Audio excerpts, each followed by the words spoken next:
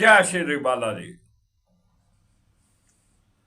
नया वर्ष 2025 आप सबको मुबारक हो। वर्षफल 2025 की इस कड़ी में आज हम बात करने वाले हैं कुंभ लग्न की। कुंभ लग्न के लिए वर्ष 2025 कैसा रहेगा, क्या क्या सावधानियां रखनी हैं, क्या क्या उपाय करने हैं। इससे पहले हम वर्ष 2025 कुंभ लग्न के लिए कैसा रहेगा वो शुरू करें, उससे पहले 2025 में क्या ग्रह स्थिति रहेगी उसके ऊपर विचार कर लेना जरूरी है। वर्ष के शुरू में मंगल नीच राशि कर्क में चल रहे होंगे और 21 जनवरी 2025 को वक्री अवस्था में मिथुन राशि में प्रवेश करेंगे। 2 अप्रैल 2025 को मंगल फिर से कर्क राशि में प्रवेश करेंगे और नीच राशि कर्क में रहेंगे और 6 जून 2025 को सिंह राशि में चले जाएंगे। बृहस्पति देव वर्ष के शुरू में ही वृषभ राशि में गोचर कर रहे होंगे और 14 मई 2025 को बृहस्पति देव मिथुन राशि में प्रवेश करेंगे। जब बृहस्पति देव मिथुन राशि में प्रवेश करेंगे तो बृहस्पति देव की गति बहुत तेज होगी।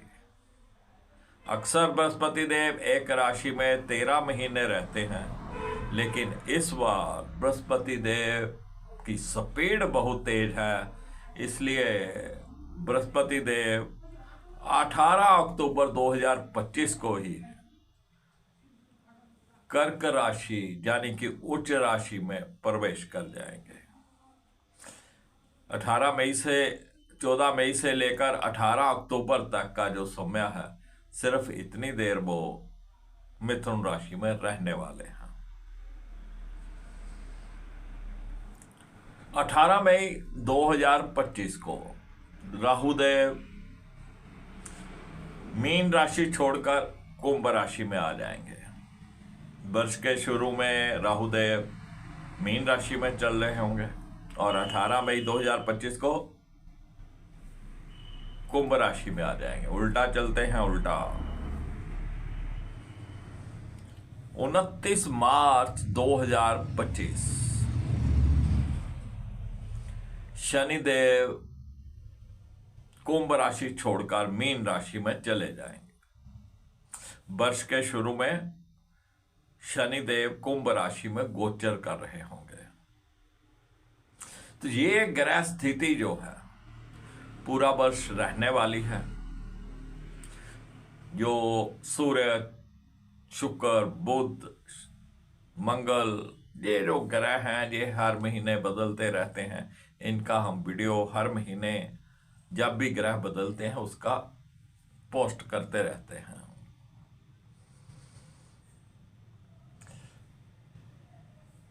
अब बात करेंगे कुंभ लग्न की। कुंभ लग्न के लिए 2025 कैसा रहेगा,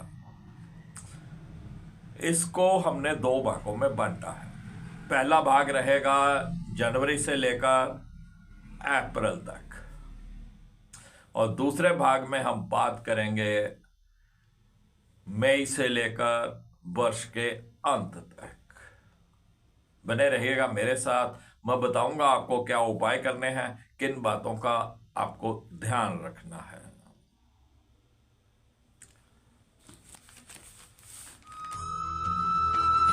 मैं राकेश विशिष्ट आप सबका स्वागत करता हूं। वर्ष 2025 कुंभ लग्न के लिए कैसा रहेगा।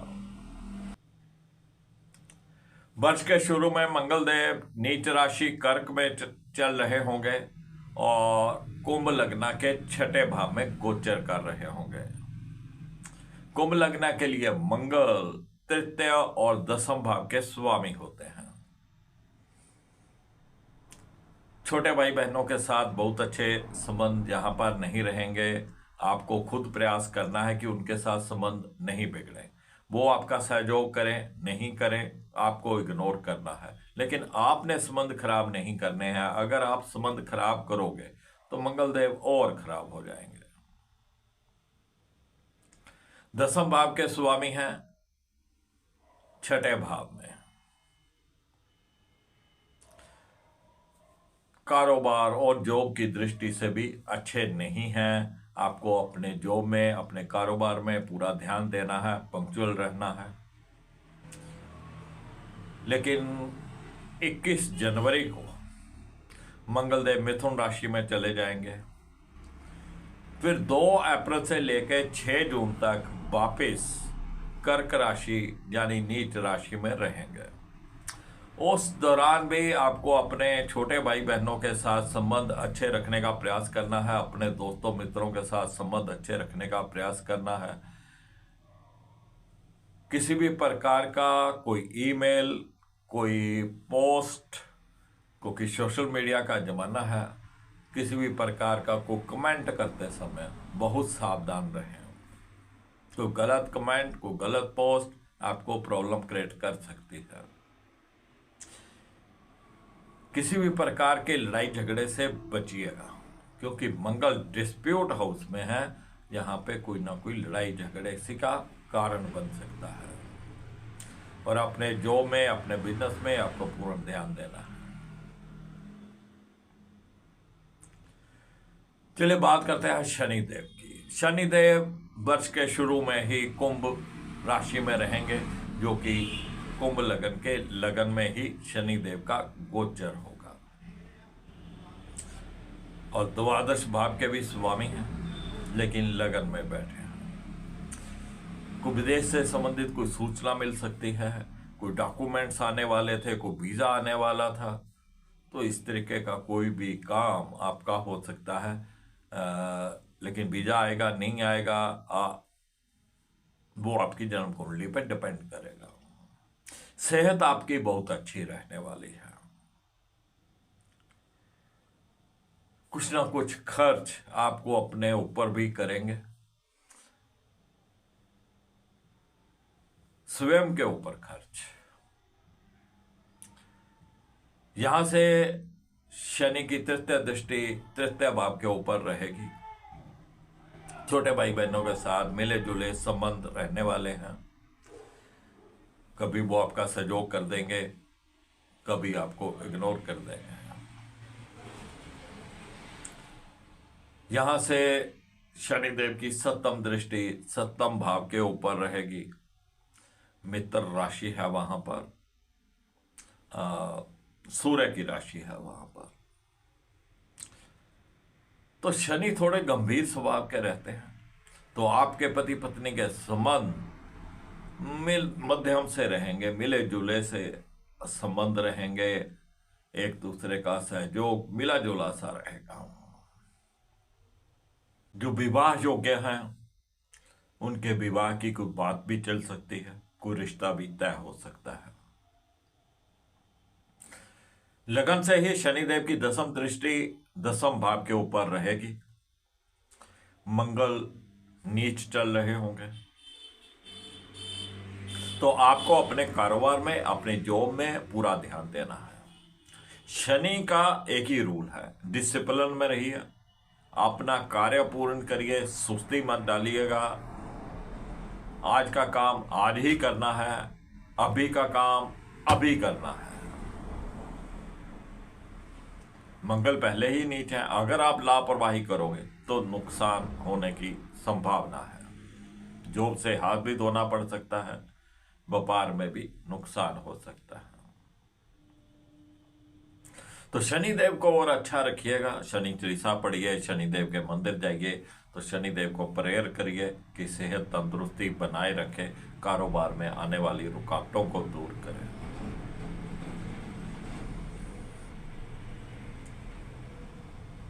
चलिए बात करते हैं राहु की।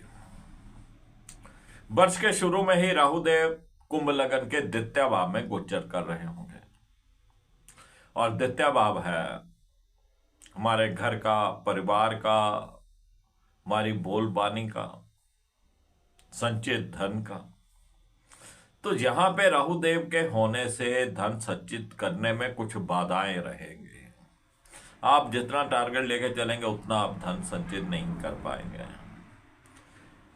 बोलबानी आपकी खुश्क हो सकती है। शनिदेव लगन में चल रहे हैं, वो थोड़ा गंभीर स्वभाव देते हैं, अकेला रहने वाला स्वभाव देते हैं, और ऊपर से आपकी बोलबानी अगर खराब होगी तो आप परिवार को भी नाराज कर लेंगे। तो पारिवारिक सुख यहां पे कम होने की संभावना है। कोई मुख का रोग, कोई दांतों का रोग, ऐसे कुछ ना कुछ होने की भी संभावना रहती है। यहां से राहु की जो नवम दृष्टि रहेगी वो दसम भाव के ऊपर रहेगी, और शनि की दृष्टि भी वहां चल रही है। जब दो पाप ग्रह एक ही घर को देखते हैं तो उस घर का जो सत्यानाश मार देते हैं। आप सीधी भाषा में समझ लीजिए। तो कारोबार और जॉब में आपको बहुत ज्यादा अलर्ट रहना है। एक नए पैसे की भी लापरवाही आपको नहीं करनी है। जहां तक कि ये जॉब भी चेंज करवा देते हैं, जॉब छुड़वा देते हैं, कारोबार में चेंज करवा देते हैं, कारोबार छुड़वा देते हैं, लाइन बदल देता है आदमी। लेकिन आपकी अपनी जन्म कुंडली के भी ग्रह हैं, वो भी आपको सपोर्ट करेंगे। उनकी दशाएं आपके ऊपर लागू होंगी। तो हर किसी के ऊपर ये बातें लागू नहीं होंगी, लेकिन ऐसी संभावनाएं हैं। आपको अपने कारोबार में ध्यान देना है।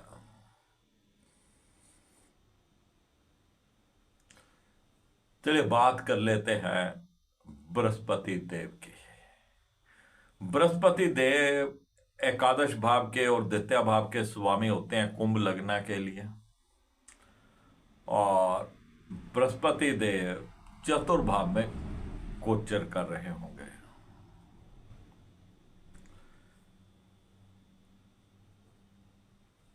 चतुर्भाव हमारे घर परिवार का है, हमारे सुख के साधनों का है, भूमि भवन वाहन का है।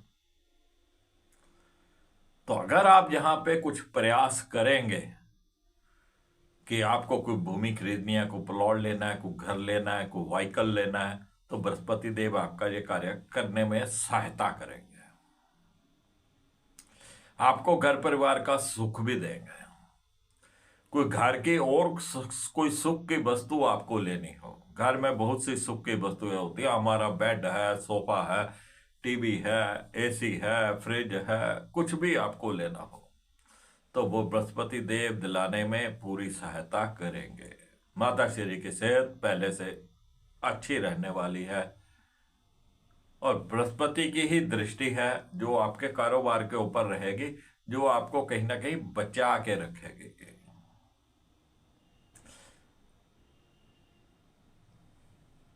तो मेहनत के साथ काम करिए, अपने जॉब में, अपने बिजनेस में मन साफ रख के करिएगा, तो बृहस्पति देव कहीं ना कहीं आपको हेल्प करेंगे।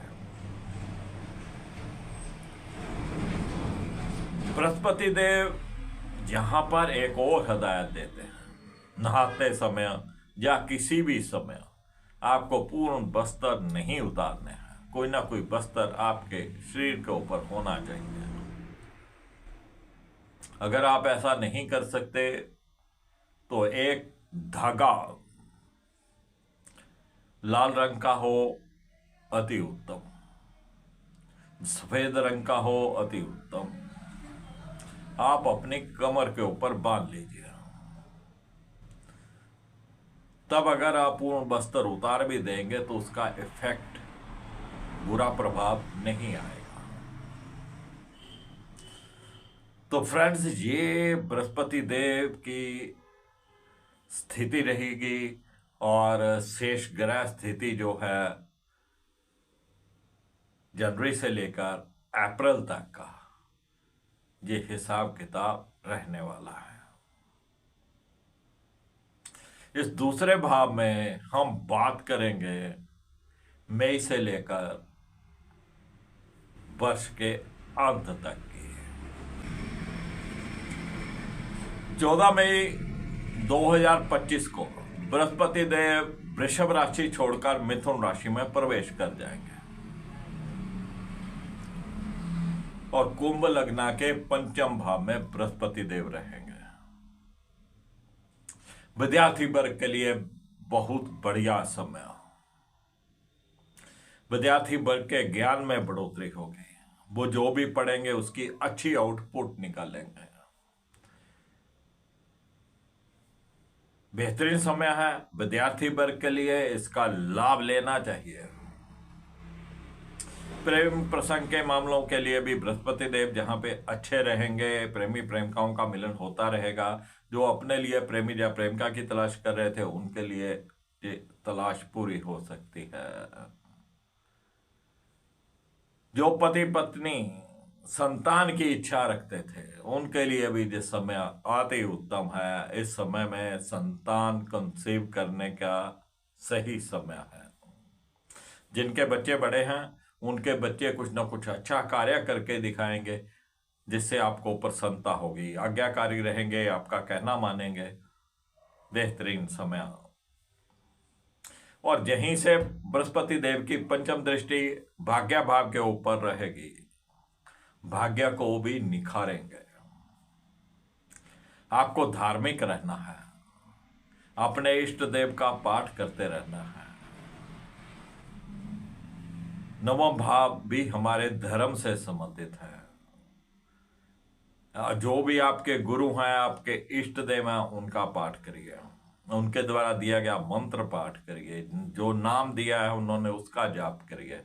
तो बृहस्पति देव बेहतरीन यहाँ पर रहने वाले हैं, अपने भाग्य को निखार देंगे। पंचम भाव से बृहस्पति देव की सप्तम दृष्टि लाभ भाव के ऊपर रहेगी। लाभ भाव के ऊपर दृष्टि रहने का यानी कि आपके आय के साधन बढ़ेंगे। व्यापार में हो तो नए नए कस्टमर आपसे जुड़ेंगे। जॉब में हो तो कोई इंक्रीमेंट रुका पड़ा था वो बढ़ जाएगा। कोई नई जॉब से आपको और अच्छी अपॉर्चुनिटी आ जाएगी। बड़े भाई बहनों के साथ अच्छे संबंध बन जाएंगे, आपका सहयोग करेंगे। आपके कहने के अनुसार कोई भी कार्य करना होगा वो करेंगे। अच्छा तालमेल उनके साथ बैठेगा। जो जायज इच्छाएं हैं आपकी वो भी आपकी इच्छाएं यहाँ पे पूर्ण होंगी। और यहीं से ही बृहस्पति देव की नवम दृष्टि लगन के ऊपर रहेगी। जो शनि देव ने आपका गंभीर स्वभाव बना रखा था, अकेले रहने का स्वभाव बना रखा था, अब वो स्वभाव बदल जाएगा। आप बहुत ही नरम स्वभाव के हो जाएंगे। आपकी बोलबानी भी सॉफ्ट हो जाएगी।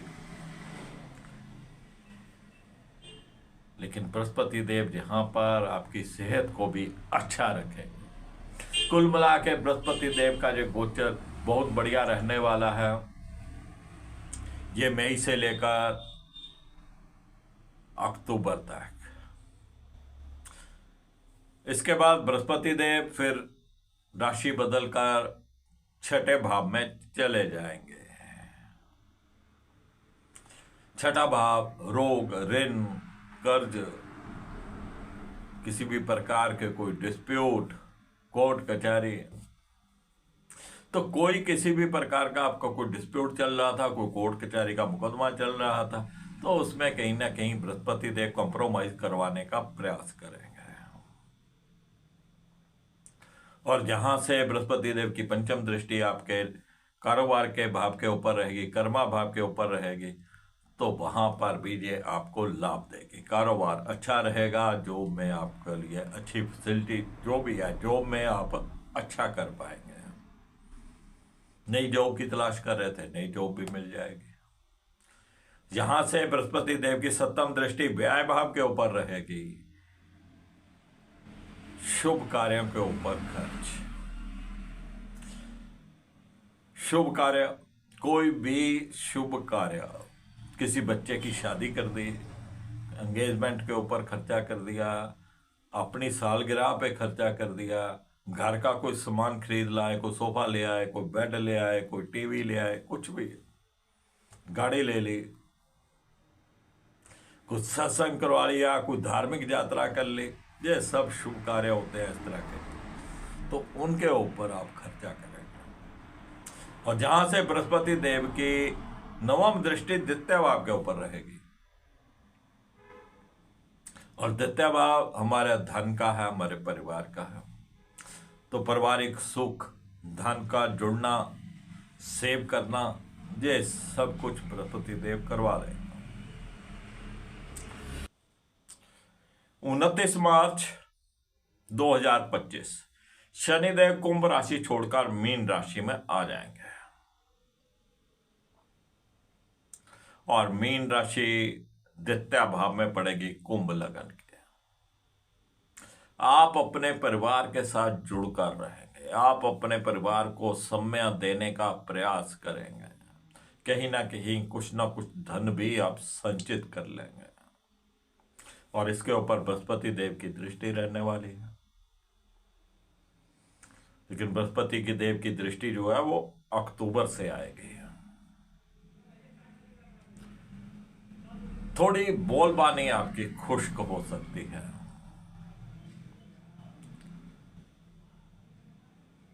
तो शनिदेव द्वितीय भाव में थोड़ी वाणी को खुश्क कर सकते हैं,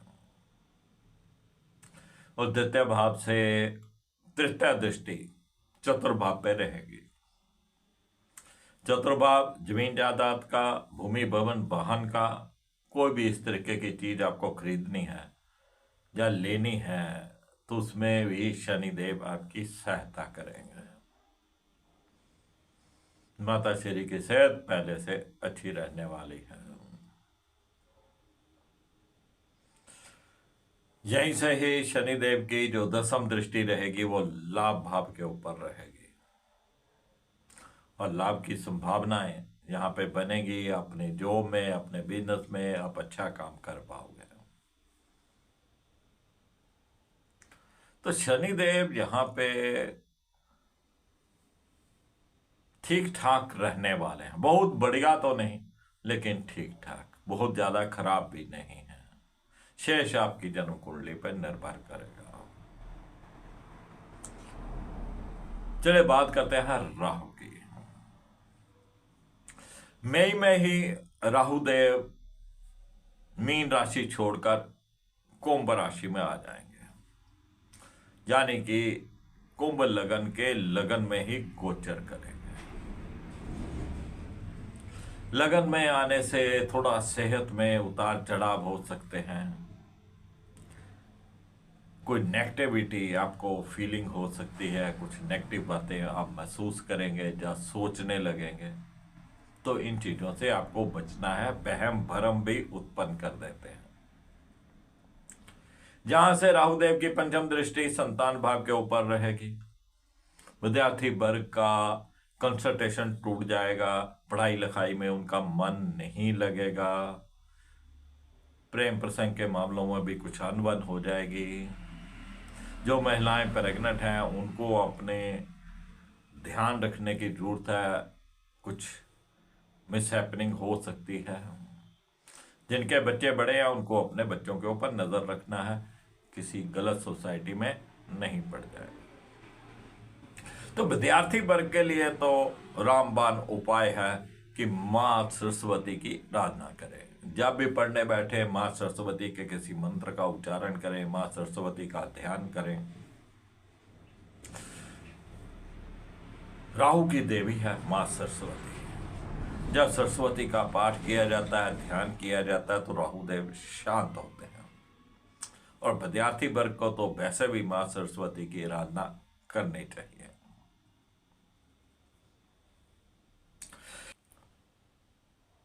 राहुदेव की सप्तम दृष्टि सप्तम भाव के ऊपर रहेगी। पति पत्नी संबंध बहुत अच्छे नहीं कह सकते, कभी ना कुछ अनबन उनके बीच हो सकती है। आपके लाइफ पार्टनर की सेहत में उतार चढ़ाव हो सकते हैं। किसी के विवाह की बात चल रही थी, रिश्ते की बात चल रही थी, वहां पे भी वहम भरम उत्पन्न हो सकता है। बात आगे बढ़ने से रुक सकती है। और यहीं से ही राहु की नवम दृष्टि भाग्य भाव के ऊपर रहेगी। हर कार्य में रुकावट, हर कार्य बिना रुकावट के या बिना रुके पूरा नहीं होगा। धर्म कर्म से भी ये राहुदेव आपको दूर कर देंगे। आप जो भी छोटा मोटा पूजा पाठ करते हो, इष्ट देव का नाम लेते हो, गुरुओं का पाठ करते हो, राहुदेव वो बंद करवा देंगे। लेकिन यहां पर यही ध्यान रखना है आपको कि आपने अपने इष्ट देव का पाठ, अपने गुरुजनों के द्वारा दिया गया मंत्र बंद नहीं करना है, करते रहना है पाठ। ढीठ बन जाइए और ये पाठ ही आपको बचाएगा राहु से। जब आप लगातार पाठ करते रहेंगे, राहुदेव खुद ब खुद शांत हो जाएंगे। साधु सन्यासियों का आशीर्वाद लीजिएगा। किसी भी साधु सन्यासी को, किसी भी गुरु को अपशब्द आपने नहीं बोलना है।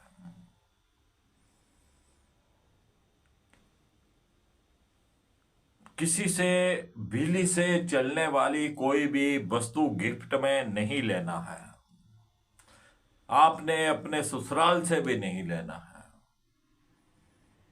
अगर आप ये लेंगे तो राहुदेव बहुत एक्टिवेट हो जाएंगे, फिर नुकसान करेंगे। तो इस बात का आपको पूरा ध्यान रखना है। केसर का तिलक कीजिएगा।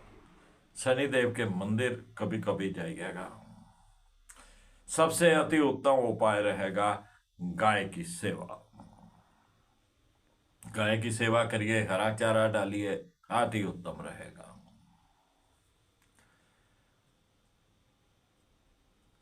तो ये था कुंभ लग्न के लिए वर्ष 2025 का लेखा जोखा। वीडियो पसंद आए लाइक करिएगा, शेयर करिएगा, दोस्तों मित्रों को इसके साथ, इस चैनल के साथ जोड़िएगा। मैं फिर मिलूंगा आपको एक नई जानकारी के साथ। तब तक राकेश वशिष्ठ को इजाजत दीजिए। जय श्री बालाजी।